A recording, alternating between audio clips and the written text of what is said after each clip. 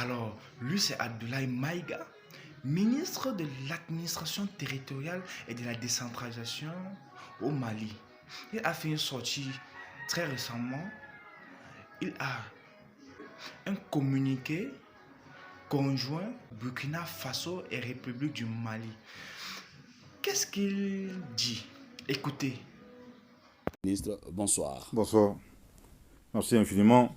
Au nom de nos plus hautes autorités, j'ai l'insigne honneur de donner une lecture du communiqué conjoint numéro 001 du Burkina Faso et de la République du Mali. Communiqué. Voilà un ministre qui est en train de lire un communiqué conjoint du Burkina Faso et de la République du Mali. On assiste à l'unification de l'Afrique. Quelles conclusions pouvons en tirer? Voilà un ministre malien qui lit un communiqué conjoint du Burkina Faso et de la République du Mali. Ça interpelle. Alors écoutons la suite. Dont la teneur suit. Les gouvernements de transition du Burkina Faso et du Mali ont appris par voie de presse les conclusions des sommets extraordinaires de la Communauté économique des États d'Afrique de l'Ouest, CEDEAO, et de l'Union économique et monétaire ouest-africaine, UEMOA, tenue le 30 juillet 2023 à Abuja, sur la situation politique au Niger. Les gouvernements de transition du Burkina Faso et du Mali, 1. Expriment leur solidarité fraternelle et celle des peuples burkinabés et maliens au peuple frère du Niger qui a décidé en toute responsabilité de prendre son destin en main et d'assumer devant l'histoire la plénitude de sa souveraineté. 2. Dénonce la persistance de ces organisations régionales à prendre des sanctions aggravant la souffrance des populations et mettant en péril l'esprit de panafricanisme. 3.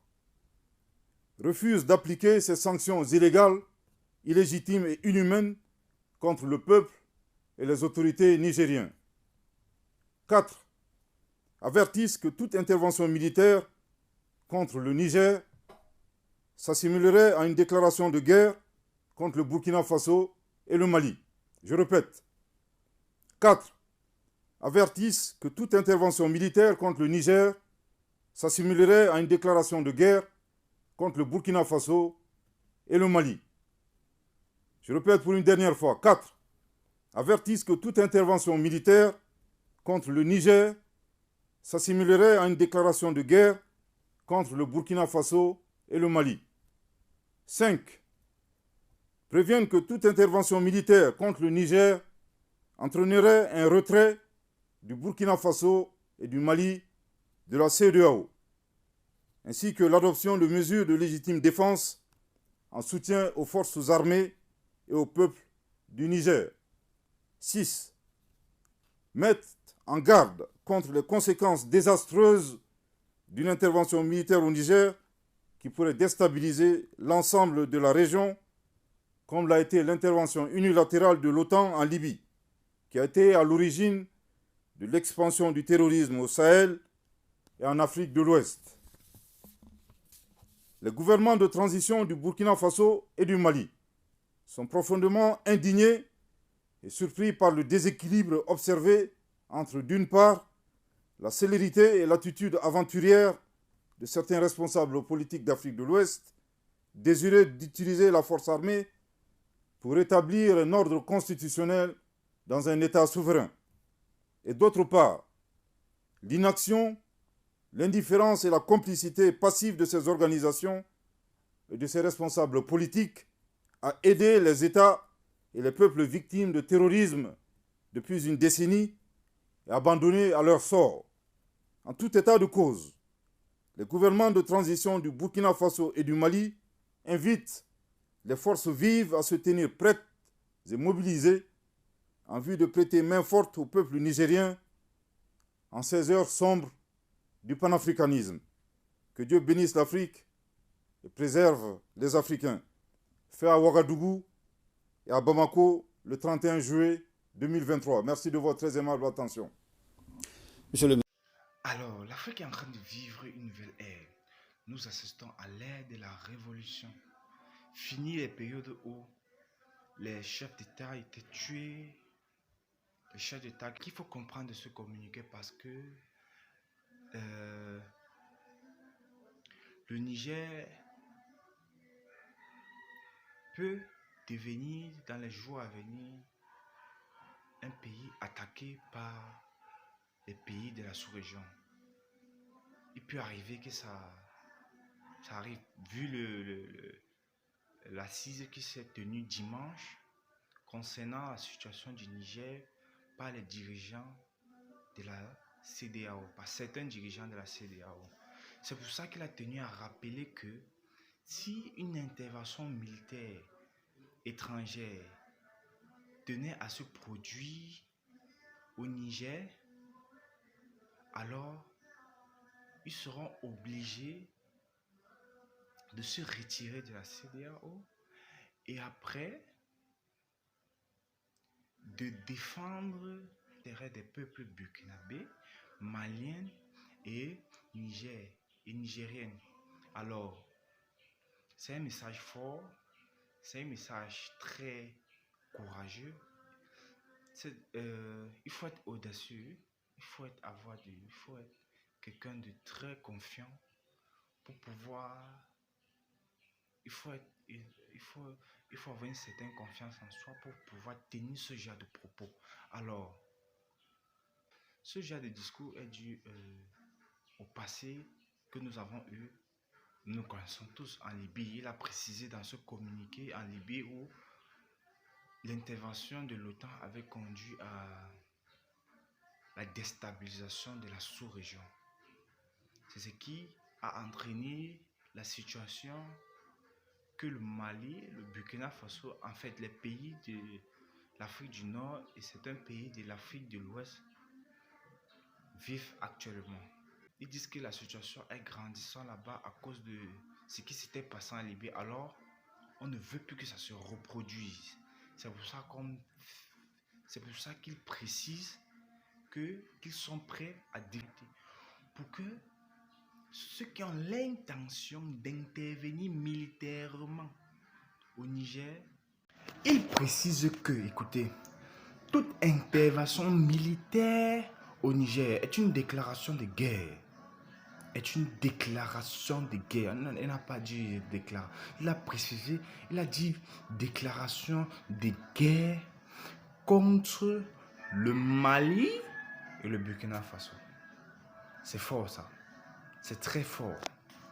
Alors moi je vais clairement vous dire ce que moi je suis en train de voir et ce que moi je pense. Je pense que on assiste clairement à une Afrique qui comprend les enjeux économiques, les enjeux politiques, les enjeux sécuritaires. Je vois une Afrique qui sait où elle va. Je vois une Afrique qui veut changer de niveau, qui veut passer du bas niveau au niveau le plus haut possible. Donc, une Afrique qui a confiance en elle, une Afrique qui sait qu'elle a un potentiel inexploité. Un potentiel inexploité. Ça, c'est une démonstration de puissance que vient de faire le ministre de l'administration territoriale et de la décentralisation du Mali. C'est très clair. C'est pour ça qu'il s'est répété plusieurs fois. Pour que les gens comprennent qu'il n'a pas dit ça sans réfléchir. Il veut faire passer le message selon lequel ils ont eu le temps de réfléchir et que ce qu'ils disent, ce sont des propos sincères, qu'il est très sérieux. Toi qui veux montrer que tu es trop fort, tu es la police du monde, c'est toi qui dis comment les autres vont fonctionner, c'est toi qui dis comment tu peux intervenir là où tu veux, là où tu peux, tu as envie, essaye alors. Essaye, on va voir, c'est ce qu'il est en train de dire. Si tu veux, interviens. Et on verra, il y aura des conséquences. Et ces conséquences-là, tout le monde va subir les conséquences de cette intervention. C'est ce qu'il est en train de dire, très clairement. Si tu veux, tu interviens. Alors tu subiras tout simplement les conséquences. tu sauras à quoi ça conduira. Tu sauras où ça ira. Essaye et on verra. C'est ce qu'il est en train de dire. J'ai toujours rêvé de cette Afrique. Cette Afrique qui n'a pas peur de dire ce qu'elle pense. Cette Afrique qui n'a pas peur de prendre les décisions qu'il faut au moment qu'il faut. Cette Afrique qui ne veut pas toujours être trop politique, gérer tout politiquement et après la population souffre. Cette Afrique qui a un franc-parler, qui dit directement ce qu'il faut dire et qui ne mâche pas les mots, qui veut se mettre à une position de dominant, pas à une position de dominer. Alors, même dans la vie, il est très important. C'est vous qui déterminez le niveau de respect qu'on vous donne.